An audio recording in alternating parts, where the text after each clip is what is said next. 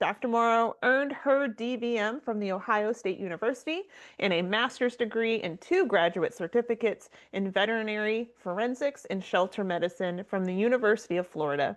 She has performed tens of thousands of spay neuters, taught high quality, high volume spay neuter to veterinary students and veterinarians, and worked on dozens of forensic cases. Dr. Morrow currently teaches at the University of Florida Shelter Medicine Distance Program and at Penn State University.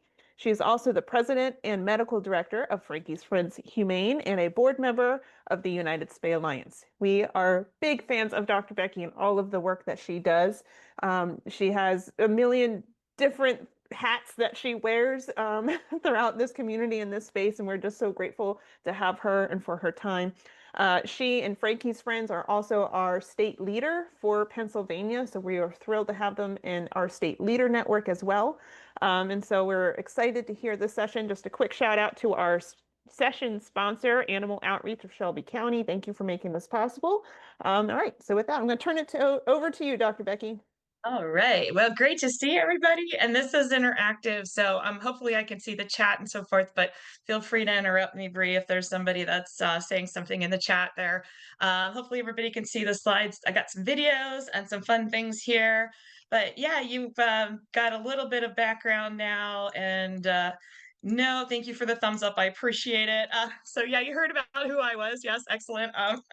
But yeah, it's kind of weird because I did start in private practice, and that was, my background where I didn't know this world existed. So I have a little bit at least of insight into how veterinarians that aren't in shelter medicine and in the rescue world operate.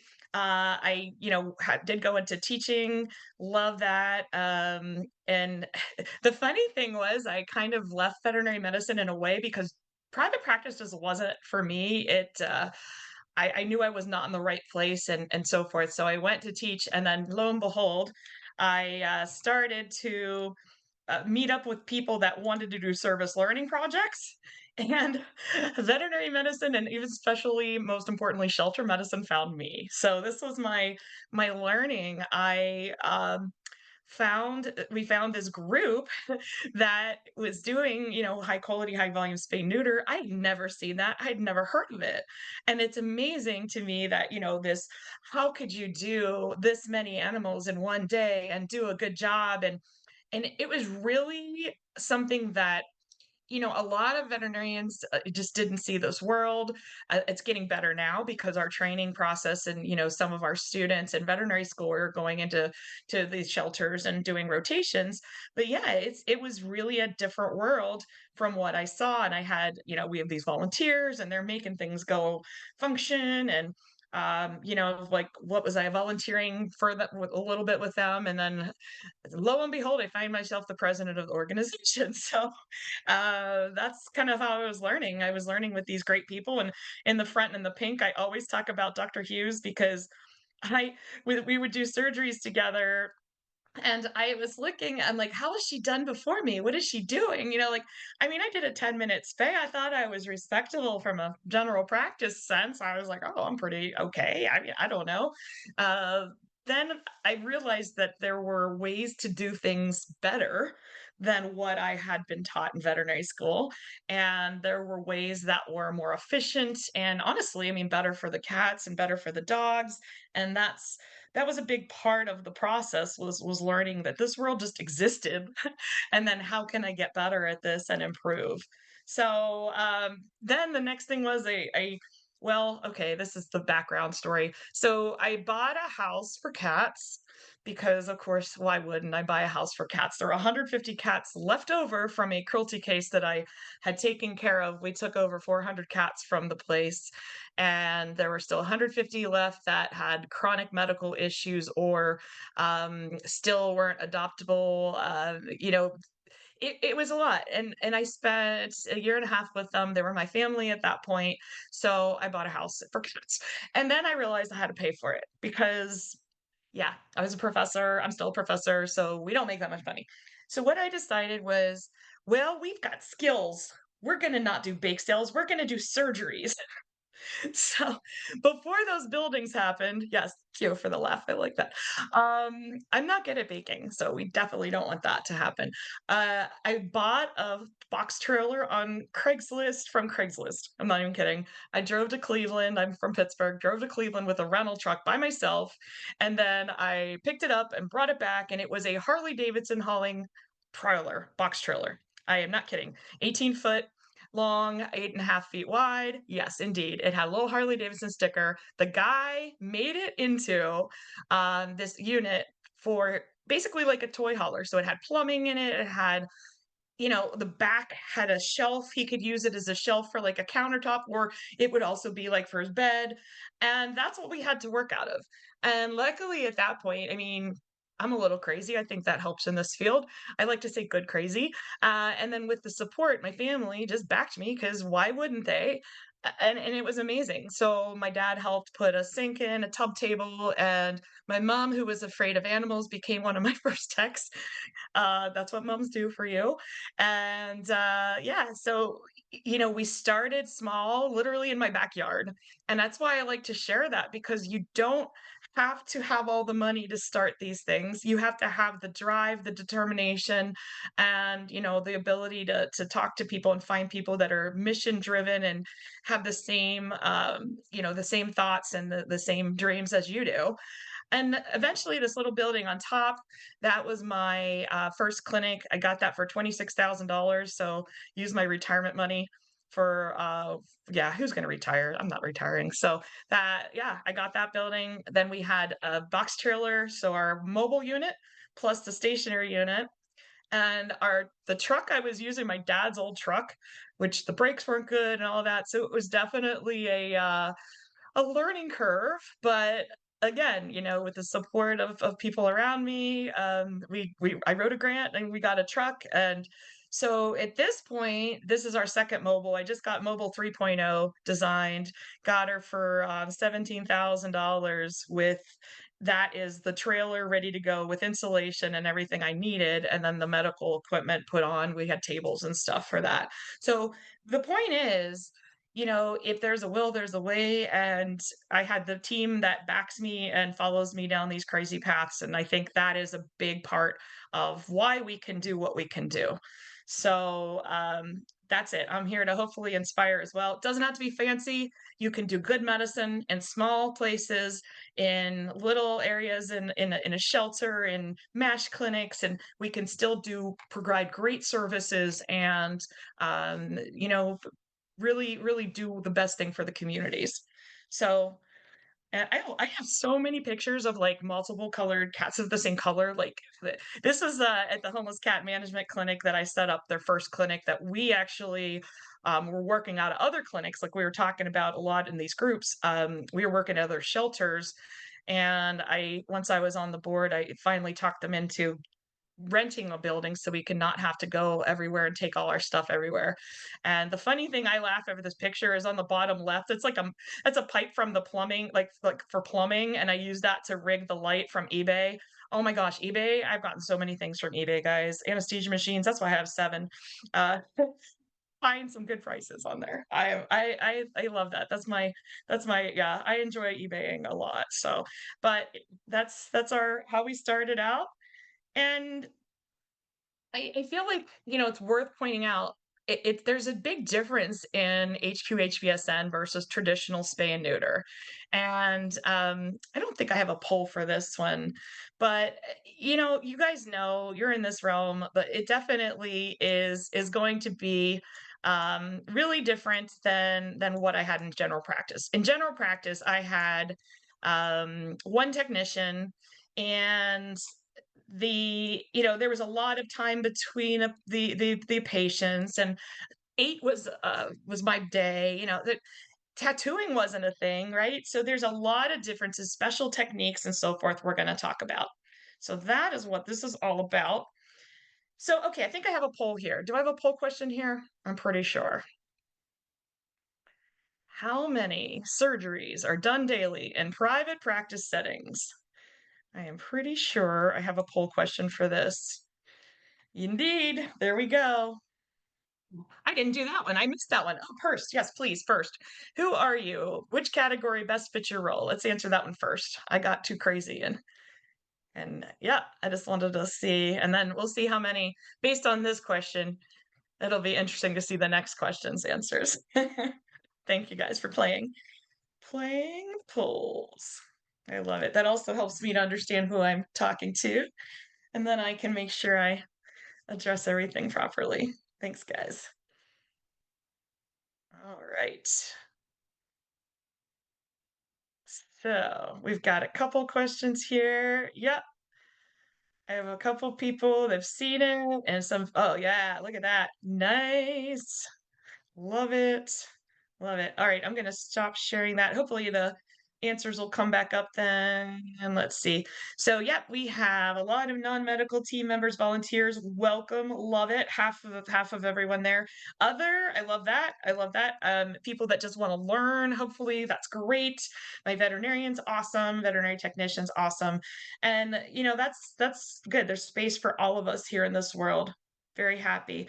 And I'm glad to see that you're in the right place because we're going to do a little bit and go through like a day in the realm of high quality, high volume spay neuter. So thank you so much for chiming in with that. Okay, perfect.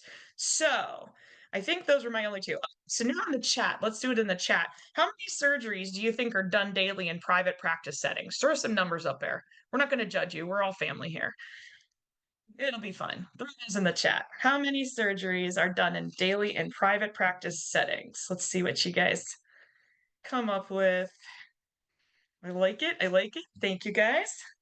Thank you guys. You don't have to know the answer. That's what's fun. Excellent. Excellent. I like it. I like it. Yeah. Okay. I see. We've got in the single digits for most, right? Single digits for most. Yep. I like that. That's about right. 10 is our highest number, it looks like. Yep. All right. And you guys are right on. I mean, the big busy day I had was eight surgeries. Woo. And I wasn't even like crazy fast back then, but I was bored. I can't sit still very much. You can probably get that already from my personality. So, okay. So absolutely. This is actually in my private practice days. I gotta point out, look at TV in the background. Oh my God, look at that, right?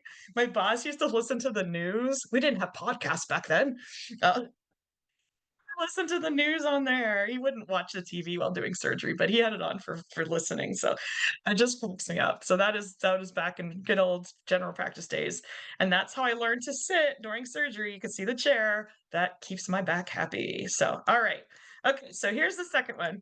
The next question is, what age do general practices say is appropriate for spay neuter?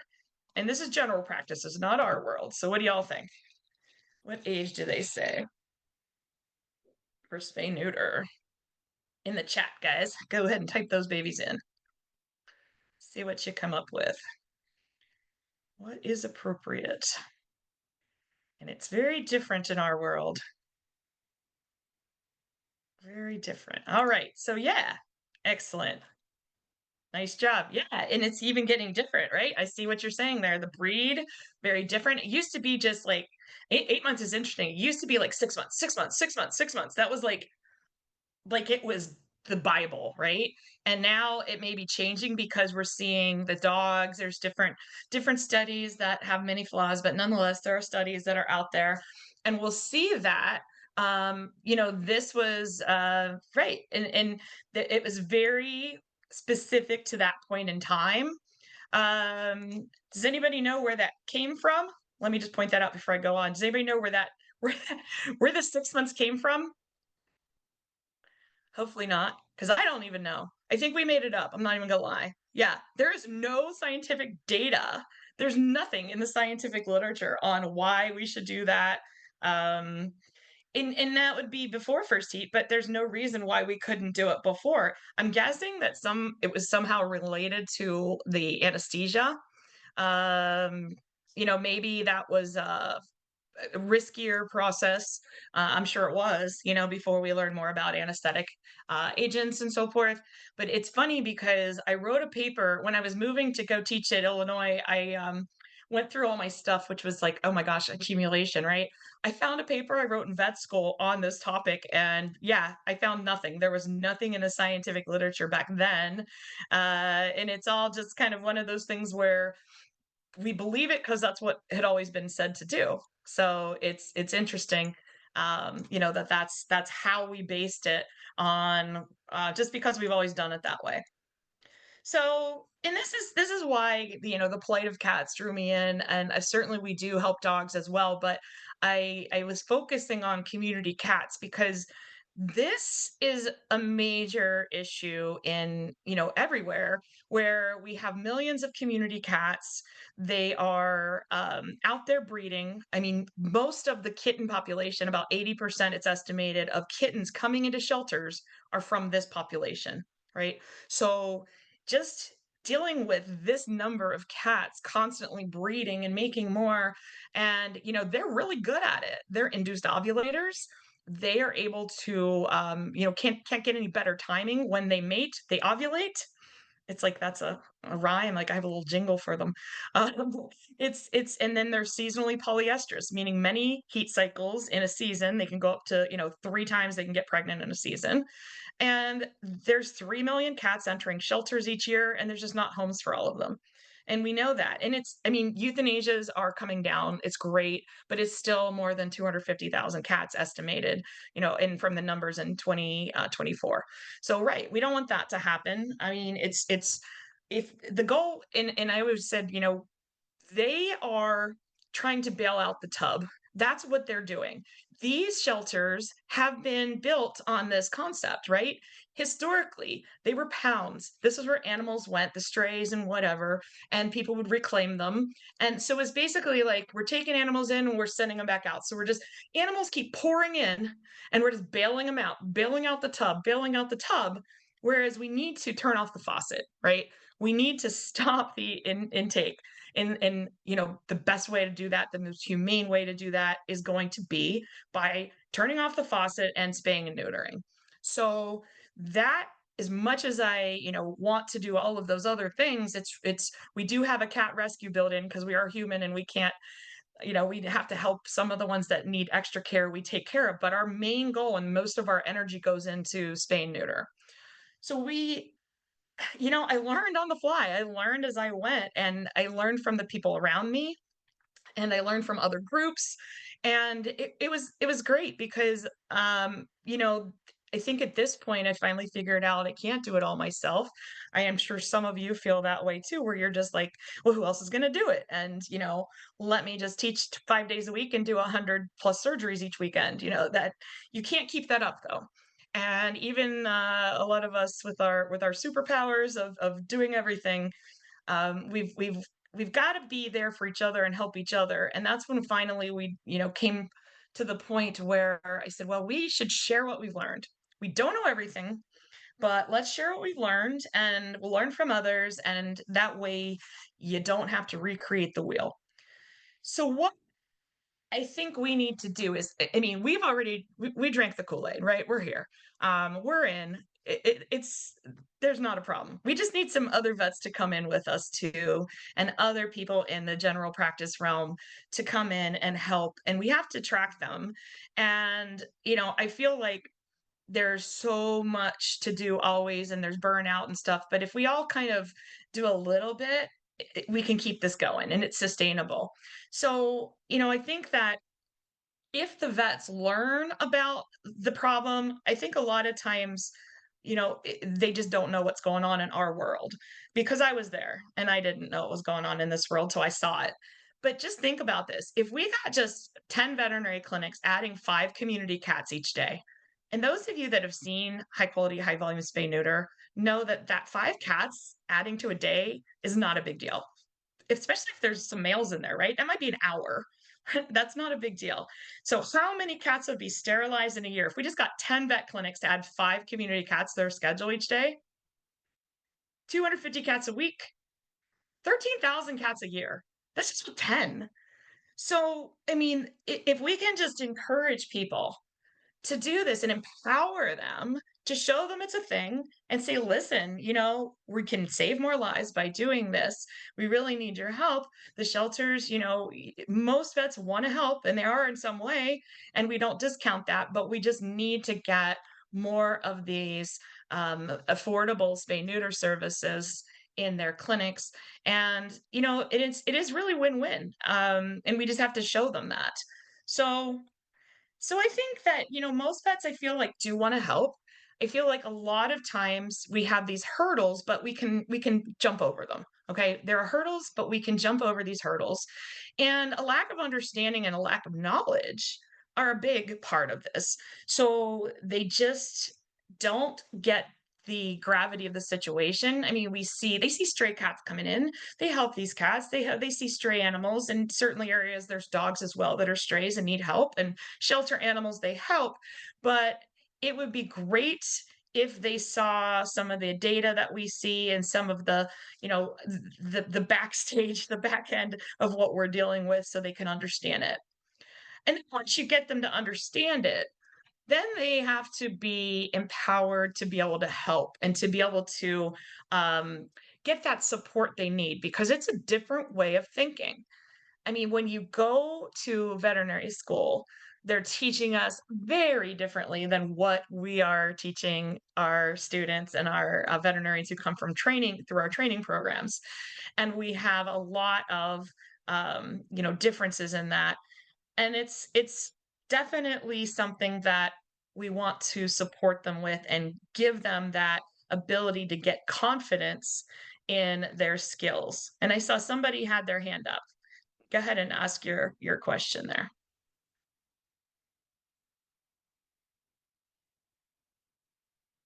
If you can unmute. Are we able to do that, guys? My backstage people? Maybe we're not. Sorry, I just needed to come into the webinar to answer the question. No, we are not having people unmute, but there's no reason for anybody to raise their hands. You guys can just hop in the questions box, put it in there. Bree's going to do questions at the end with you, if that's cool with you. Sorry about that. Thank you for teaching me. All right, No awesome. worries. I'm getting out of your way. All right, and I promise I'll get to everything. Yeah, and if I don't for some reason, I have my email at the end, so we're good. We're good. Absolutely. That's why we're here, to share information, guys. But yeah, I mean, I think a big part of it too is the cognitive bias. We've always done it this way. We've always done it this way, therefore it is right. And I'm one of those people that are like, why are we doing it this way? I'm that pain in the butt person that's asking, and I'm not trying to be, but my brain just wants to be more efficient, and like, what's the best way to do this? How can we help more animals? How can we provide better care? How can we be better for, on the people, like on our team? How can it, that is what we're looking for. So, educational bias. There are some vet schools that teach you that chromic cat gut is like evil. You should never use that suture. And other places say it's great. So there might be these educational bias that we have to overcome. And overcoming prior misinformation. So it's not safe to. I still have people asking about that. And these are people in the rescue realm, and they're just like, well, I don't want to get the kittens done in earlier than 4 months because it can mess up their urethra, and then they're going to have a higher probability of blocking later. It's like, oh my gosh, we have disproven. We've that was an old wives' tale. But no, we didn't know. I mean, 20 years ago we might have thought that, but there's so many studies now, and there's data that shows that's not the case. So overcoming prior misinformation, resistance to change is a big one, right? Nobody likes to change. I think I do. I'm weird, but I like to change when it's for the better. And I'm like, oh, let's do this. Oh, let's do this. And then sometimes I drive my team crazy, but they understand that, we want to be the best we can be for the patients. And then again, building the confidence. So that's kind of something I'll talk a little bit about later, and showing you how these vets come in and what they can learn. So, okay. So yeah, these are what we try to help, and we share information, and that's what we're doing here. So we were doing some free training for veterinarians to give them 12 credits of CE, so we could recruit veterinarians here and say, hey, free training, come on in. And even if they weren't planning on doing high quality, high volume spay neuter, they learned about it, and then some of them get hooked. Externships for veterinary students, yep. And then we're here to keep supporting people. So I love it when they ask questions. If I don't know, I'll find somebody that does know, and or I'll look it up, or I'll at least say, hey, you know what? Nobody knows, but let's figure it out together. And that's great. So what's this all about? This is back in when I was learning about it. This was the building that we set up for our first clinic for the homeless cat management team. And I found a building to rent for, what was it, $600 a month? It was just 2 rooms, 2 rooms. We can't do it. That doesn't match this Spay Neuter Alliance. And they're great, don't get me wrong, but they were not seeing they were not seeing what we could do with a small space. And we made it work. We got these shelves. We were able to set up, like, the one room was set up with all of these. We did 100 plus cats a day. And we didn't do them every day. We just did them like a couple times a month. And then the other room was the prep and surgery area. And we made it work, and it ran beautifully. So, it's a matter of having a system. And what I have learned is the system works no matter where I take it. We took it to Puerto Rico, where we had a building with nothing in it, and the team of 7 of us came down. We brought everything with us, anesthesia machines, everything with us, except for the things I was able to ship down, like alcohol and the scrub and that stuff I was able to ship. Brought everything, surgical instruments, autoclave I brought with us, everything.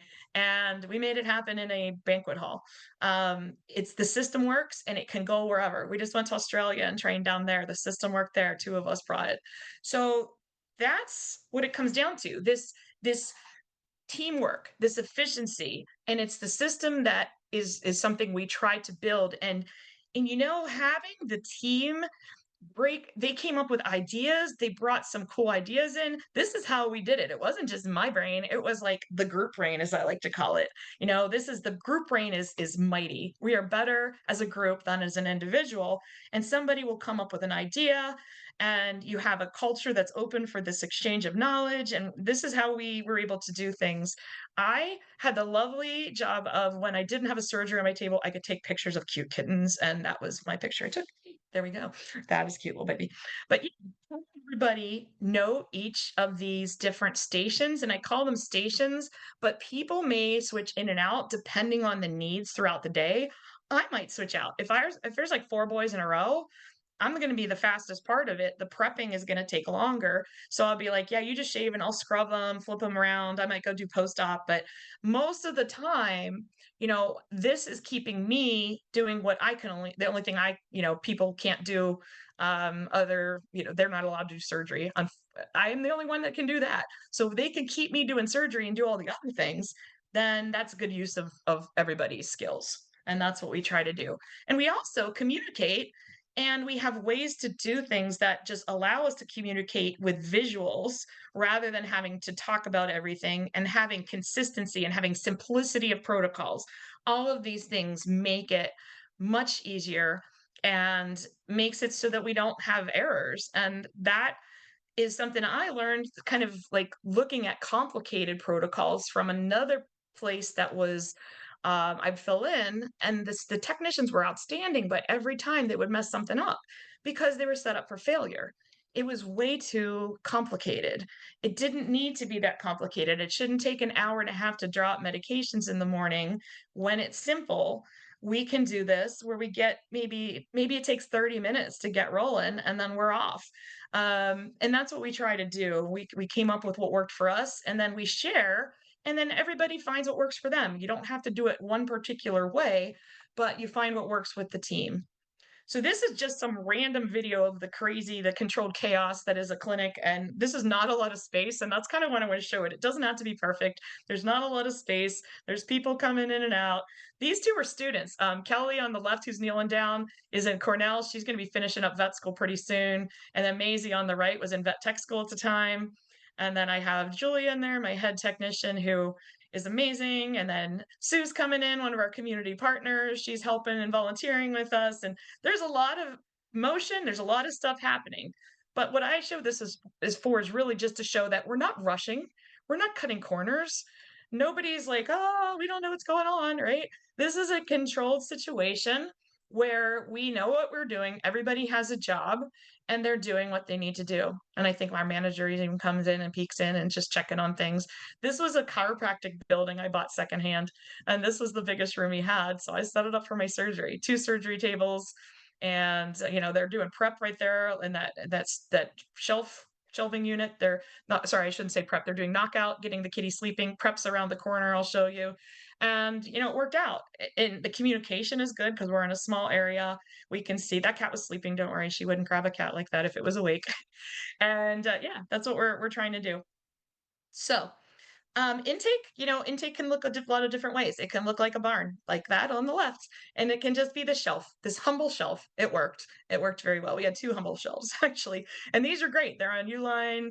You spend like $500, you got it forever. It's got wheels. You can move it out. You can clean behind it. You can move it in a different room. Whatever. It's got versatility. Doesn't have to be fancy. That's my second mobile unit with our truck at the barn like that. It's nice to have that because we can go when there's 40 cats or 50 cats or whatever. We did 95 in a weekend at one place, which was great because we could go to them. And that gives us the ability to, it's a lot easier to bring us to the cats than the cats to us when there's that many, right? And we're going to do that in an area we just got a grant for, thank you, Summerlee Foundation. We're going to be taking the mobile out, the brand new mobile. We're going to have the first trip out in, what is it, 2 weeks, 3 weeks, 3 weeks from now. So I know it's exciting. So I have 2 surgery tables in there too. So if I have a student or an extern or an intern, they can come with me too. So yeah, I know it's so exciting. So, and I'm sure I did a better job with this one too. I made a longer tongue and I made it 2 feet longer and I got it insulated and I learned from the first 2. So this is back to the mobile 2.0 as I call her, but it's no different in this third one. It's just a shelf, and we can fit 24 cats there at a time, and they are just chilling. They're happy. I mean, as happy as they look pretty chill. They don't look upset. We do community cats, we do owned cats, we do shelter rescue cats. It doesn't matter. I have done dogs on the mobile. I did 43 dogs in a day. Yeah, I wouldn't recommend that. That was a lot. It was in a fire hall and we pulled, yeah, I was the only vet. So again, it'd be nice to have help. But yeah, it was the cats are a lot easier. They're more predictable. We do dogs too, but because of different sizes, different breeds, there's a lot more variables there. And it's just, it's space limitations, but we find ways to make it work. In Puerto Rico, we did more than half of them were dogs. We did 324 animals in 4 days and taught 16 vets and 20 staff members. So you can do it. You can find a way to do it. It's just a matter of, again, seeing what you got to work with and making it happen. This is the same system at University of Illinois when I was teaching there briefly. This was what I had set up. I bought the same shelves. I had the same setup because this makes sense. It works. It's simple. We were able to, instead of using the one tiny cart to bring 100+ cats up for a community cat day, I could fit a lot more on this. And I had 2 of these, and we could fit them in the elevator. And because we had to go down to the loading dock, it was really dumb. But it was, found a way to overcome that. So just finding ways and being creative, I think, is really helpful. And then I'll point out these little. Okay, here's another thing. These little clips. These are just little, obviously, clothespins. You can see them all colored clothespins just sitting there and doing their thing. This is all going back to like one of our first early clinics on the mobile. My volunteer accidentally mixed up 2 black cats. Yeah. And one cat went to a barn and the other cat went somewhere else. And the people picking up the cat for the barn didn't even notice it wasn't their cat. So they let it out the barn. It ended up okay, but 2 of my people had to go with a net and get the cat, and like the cats were like, "Oh, trauma, we just traumatized this poor cat." I'm like, "Never are we going to have this happen again. This will never happen again," and it has never happened again. One time, and 100,000 cats since. Yes, because something simple. I said, "Okay, yes, they have names on them and so forth, but here's what we're going to do. We're going to use these little clips. When you take a cat out of, well, it starts with knockout, but at this point you can see the cage right down there with the blue clip. The cat has the other blue clip with it. The paperwork and the cat have the other blue clip. You know exactly where that cat goes. They go right in this carrier. When it's late in the day and your brain isn't working as well, colors are easy. So it's just something simple like that we make work. And it helps us to communicate, and it keeps us from making errors. So these stations, and I lovingly call this knockout, and this is Julia. She's my assistant medical director now because she's outstanding technician. Um, and it's funny because she's gonna do, we say hit, but she's gonna give the injection right there in the front arm, and the cat's like, "What the heck happened?" And then I keep like the video run because it makes me laugh every time she goes, "What? What do you want? What do you want from me?" My husband was following her around with a camera videoing that day. But the funny thing was, I had a student, and she was a undergraduate pre-vet student. She wasn't a vet student, and she just did the knockout, and she gave it in the front arm. And I said, "Well, I was ready to say, 'What are you doing? You can't do that.'"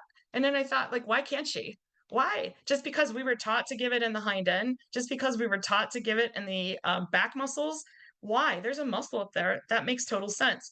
So opening my mind to other options, and that was a lot less stressful for the cat. It was a quick boom. The cat didn't care. That's part of the goal here.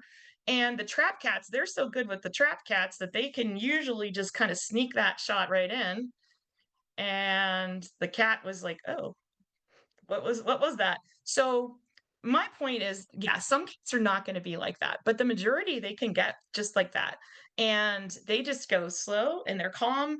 I used to come in and try to like ninja it really fast, and that was not the way. So it you don't have to pull back on the syringe. You can give it without a lot of stress. May need to use the trap separator or fork, whatever you, that big thing that looks like a hair pick. You might need to put it up on end, but the vast majority we can do very, atraumatically, less stress for the cat, less stress for us. That's just kind of, you get people with skills and learn from each other, and you find the way that works for you. And then we also have nets, of course, because sometimes we get cats that get loose. But there, I also have just good old bass fishing nets from Walmart. They're $15 a piece at the most, and you can have like 5 of them instead of $150 net that might rip. They're easily disinfectable. We can have one in the disinfectant while we have another one. And then when I go out for my forensic cases and hoarding cases, I have multiples because we always have semi-feral poor kitties out there, and I got to get them out of the houses within a period of time for the warrant. So just stuff like that. You can find things that work. So, and then this is our prep station. This is Kelly, my former student, who's now almost a vet. It's exciting. She actually adopted like one cat from me, so I always excited to hear from her because she tells me how Mikey is too. It's just if they ask for a blood draw. Now, routinely, we don't do leukemia or FIV testing for cats. It's only if they ask for it. There is very little for community cats. Most people don't test them because that just takes resources away from the spay and neuter. So I point that out. But we are doing rescue cats. We are doing owned cats as well. So we will get the blood there in prep if need be. And then the next one shows you, it wants to play twice. This coolest thing I learned from a technician. Her name is Martha. I don't even remember her last name or if I knew it, but I was filling in. And these little V trays or thoracic positioners, or what did they tell me? Good question. I see a good question there. Yeah. So we don't weigh them ahead of time because they are not necessary. Correct. With my protocol, it is very easy to, it's extremely low end of the dosage range. And if you estimate like that cat right there, I would give about a 4 pound dose for 0.04, 0.04, 0.08 of the drugs, and don't have to calculate it. It's very easy to look at that cat. And if I said, "Oh no, I accidentally gave him 6 pounds," doesn't matter. You can go more than double the dose if you look at Dr. Bushby's dosage range, and there's plenty of leeway. It doesn't stress the cats out when you sedate them first. So that is really helpful for us. And it also keeps us from handling the cats in possible fomite transmission. Because if I have 50, 60 cats in there, I don't want to hold those cats up against me. Well, I'm not the one doing it, but we don't want to minimize the handling because we can then become, the infectious agent, really. We're the fomite. The stuff's on us and we transmit it. So yes, with our protocols, you realize that you're getting super good at guessing weights. And I always tell people, if you can tell a 5 pound cat from a 10 pound cat, I think y'all can do that. And you're in good shape. So yeah, we do not need any, yeah, and we don't, right. And I'll give you, I have all this stuff, and at the end, guys, I have a little QR code, and you can get every protocol I have, videos, everything, and happy to answer questions. But yeah, they don't need the extra heat support when they're off of the tables like this. And I'm working on a study showing that as well, where our numbers are the same as the others. So we're working on that right now, and I got some data to back that, which we will get published.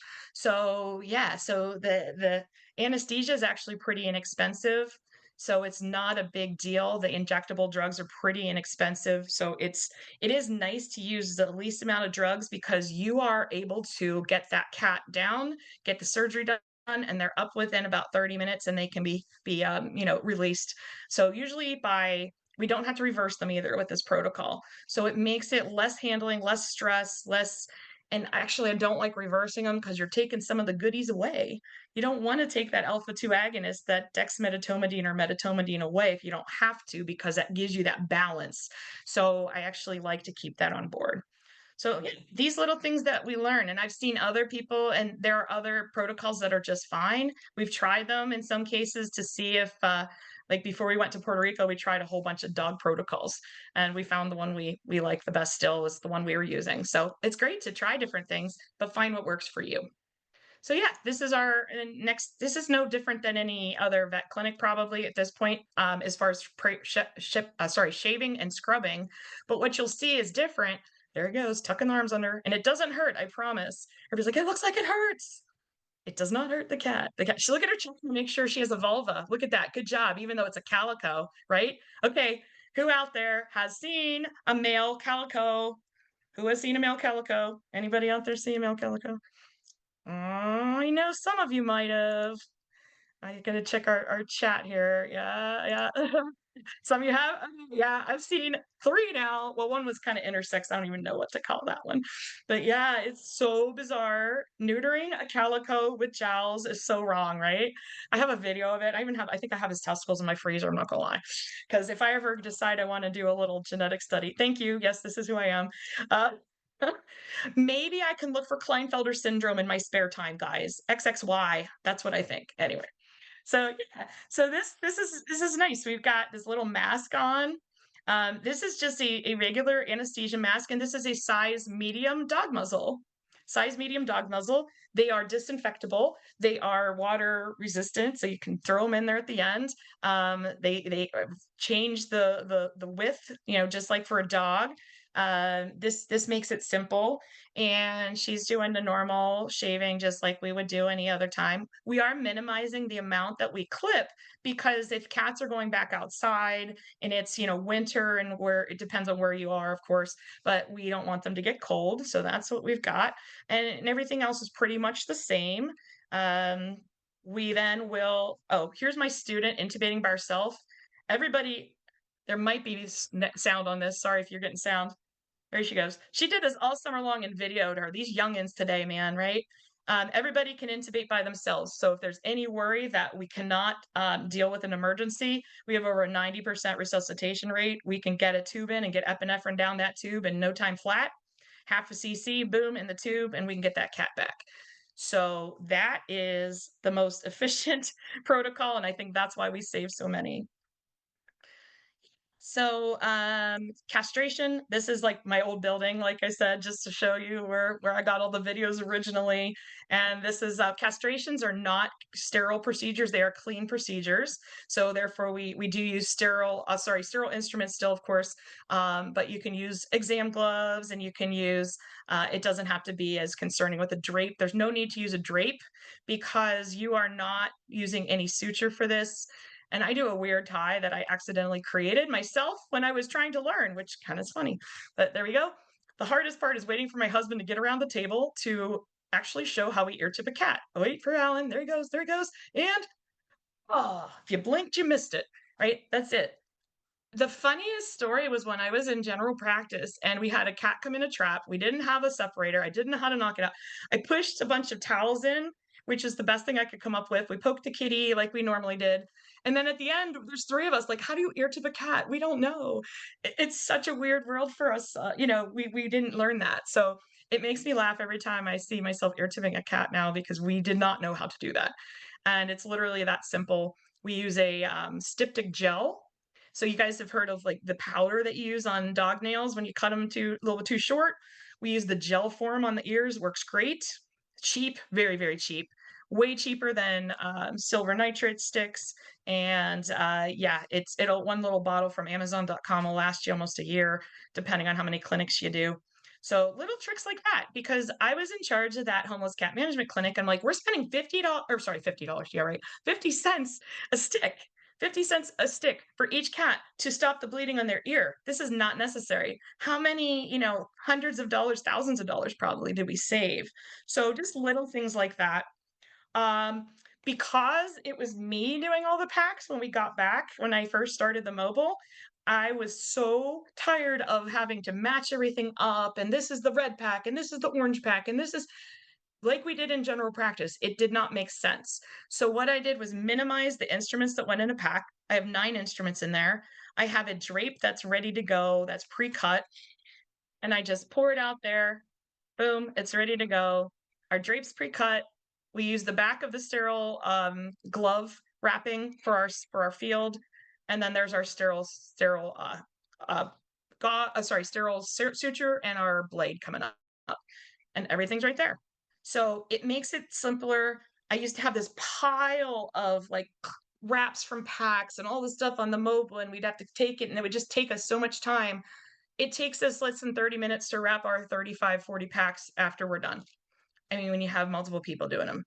And the other thing you don't have to do is you don't have to scrub them first. I know they're going to hate me. Don't tell the instrument people I said this, guys, because they'll come after me. But if you keep them soaking in water with like a little bit of detergent all day, just dump them in after surgery, then you don't really have to scrub them. I know they'll come after me, these people, but surgery. So efficiency in surgery, not having any wasted movements. Okay, this is a kitten spay, not having any wasted movements. And I don't use a blade handle. Don't need it. That just takes more time. Why would I put it on there? It's fine. I can do it in my hand just fine. Don't need scissors. That's just another thing I have to clean. It's another thing I have to purchase. Of course, I get the biggest spay hook I have. So I'm going to try to get the uterus out. I missed it the first time. That's okay. I'm not rushing. I'm not cutting corners. I'm not trying to, do something that's wrong. This is sterile. Everything is great. We got a small incision. The cat will love that. There we go. Got the uterus. So once you get the uterus out, there's the ovary. I'm going to clamp over that little proper ligament right there so it doesn't fall back in. And then we're going to cut. That's a ligament that we don't need. And then we make a little tie. And I'm just going to do a little tie there. Rip it. Tie it off. There's one side down. Go to the other side. Find the other side of the uterus. This is just like a routine. I didn't pick like my best one ever. This is just, you get efficient, your hands know what to do, you get muscle memory. This is where you just kind of know what it's funny because when I started teaching, I had to pay attention to what I was doing. I didn't even realize I stuck my finger through and broke that ligament or those different things. So now I had to reflect on it, and now I have to teach people that are left-handed and teach people that are on the opposite side of the table, and that's where you get really good. I try to do it left-handed. Now I got to make a video of me doing the head the opposite direction that I usually keep it, so I can teach, help people with that. But it's really just finding the way to make people be more efficient, fewer movements. I didn't have to get a blade to cut. I just tore that. Here, the only suture I need to use is for the uterus right here. Very simple, 4 throws right there, cut that. And at this point, the cat is spayed. Boom, closing the hole. And we have efficient ways to close that too. Because it's such a small incision, we don't have to take as much time to close it. What you'll find is that the closure is the longest part of the procedure. So if I do a pregnant cat spay, for instance, I have to make a bigger hole just because that's the nature of it. And it's going to take maybe 5 minutes for me to do a pregnant cat spay versus 3 minutes for a non-pregnant cat spay. It just takes longer. It's almost double because suturing and closing it takes longer. And there we go, nice and tight. And we do a second layer. So we actually do 3-layer closures because community cats go out there and they do their thing and they're running around, and I want to make sure it helps me sleep at night, as we like to say. Yep, doesn't hurt. It takes me like 3 seconds longer to do this. So there you go. And then we're going to close it. All the sutures are going to be buried. So there's nothing the cat can lick at. There's nothing they can pull out. Do the same thing for the dogs. If it's a bigger incision, then it's going to take more than just the one cruciate. But otherwise, yeah, that will be how we do it. And then we put a tattoo, and the kitty's ready to go. So that is. I clicked on my video accidentally. So yeah, that is all she wrote. So this, if you get to that level of efficiency, I appreciate you guys. I'm not rushing, right? I'm not like doing a bad job of surgery. I mean, this is just you get efficient, just like any other skill. You get good at it, and you are going to do this in a way that's going to allow you to help more animals. And these are my students that had 10 days of training only. And look, that's a tattoo ink right there in the middle of the incision. It is tiny. It is small. She's so proud, Jenny. She did a great job. You can't even see that. You can barely see the incision, right? This is what even brand new vet students, like they're just learning surgery, can do, right? So if they can do that, anybody can. And that's showing, I just use these bus pans like they use in restaurants. You can get those online or whatever. Just stick them in there with some cheap, it's just called pink detergent or something. It's like really cheap online on our distributor site. Works well.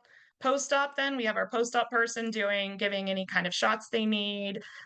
We give the pain medications. Now they get their induction drugs actually have some pain medications in them, but then we give meloxicam here at the end.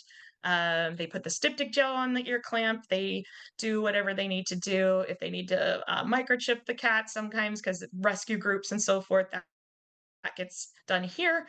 And then they also double check, like prep people check the cat, post-op people check the cat, and they find, make sure, is the teeth okay? Are there any problems that we need to address? Because if it's a community cat, they get one chance to see a vet maybe, and I'm going to do anything I can during that visit. Or if I can't do it in that visit, I'm going to say, hey, do you mind if I keep this kitty until I have time tomorrow so I can get that tooth out? Like one clinic, I did 12 dentals in the middle, and I'm not saying that that's something everybody should do, but these cats with juvenile periodontitis have very painful mouths, and I can get the teeth out pretty quickly because of the pathology of the disease. So we do it while they're there. And the team is okay with that. And if we stay an hour extra that day, they're okay with that too. I try to make sure we have life work balance, but everybody's mission driven and cares. And I give them the options too. And I said, we could put this later. And they're like, no, let's get it done. Let's take care of these babies. And, that's the team. I love my team.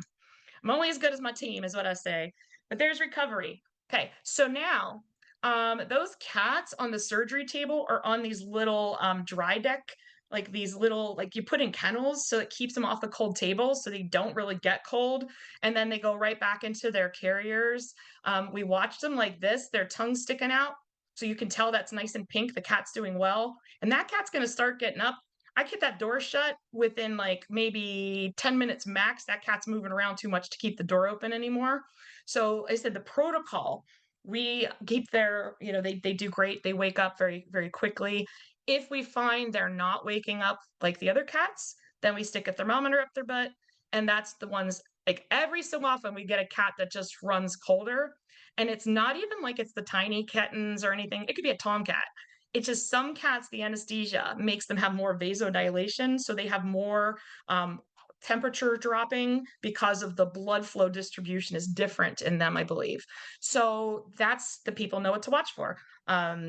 Sometimes they'll be like, should I reverse this cat? I'm like, no, get its temperature. And then it's always, that's what it is. So we have heat support ready to go. It's always on in the corner. And if any cat needs it, we use that.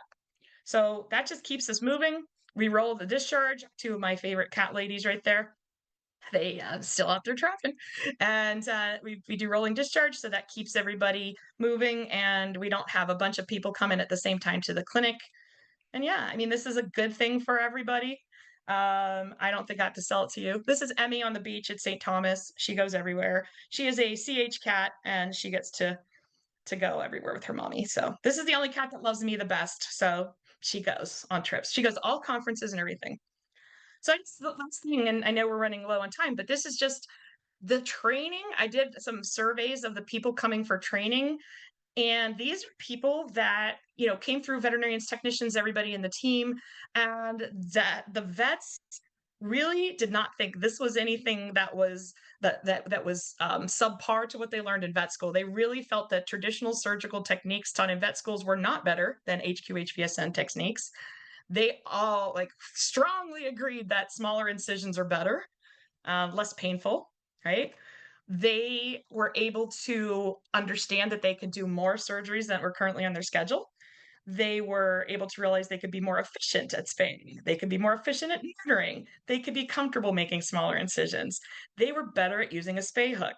They were better at having trap cats come in. They felt more comfortable with anesthesia, knowledge of specialized techniques, confidence. There you go. Look at that. Almost a 5. Strongly agree with confidence. This is just a weekend I spent with them. So that's what we need. We need to help each other. We need to support each other. There's some cute puppies. Yes, we do puppies and other dogs as well. I don't want to exclude them. We love them all. Rabbits sometimes too. And there you go, guys. That's my QR code for slides, videos, articles. I update that. That's always available. And then if anybody wants to come for the hands-on training at Frankie's Friends Humane, we're in Pittsburgh area.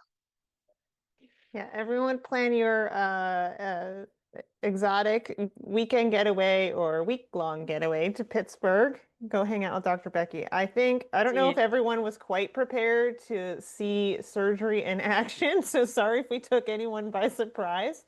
But hey, Bloodless. Perfect. you have seen a bloodless spay and neuter surgery, so look at you go.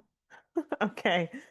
So we only have like 2 minutes, and I do want to, we have another session to go. And so I think, oh man, you covered so much. And I know that for me, when you talk, a lot of it comes down to keep it simple. There's no need to go fancy. Like, is there like fancy software? Are there like these big, super duper trucks that can do all these mobile things? Yes. But is it necessary? No.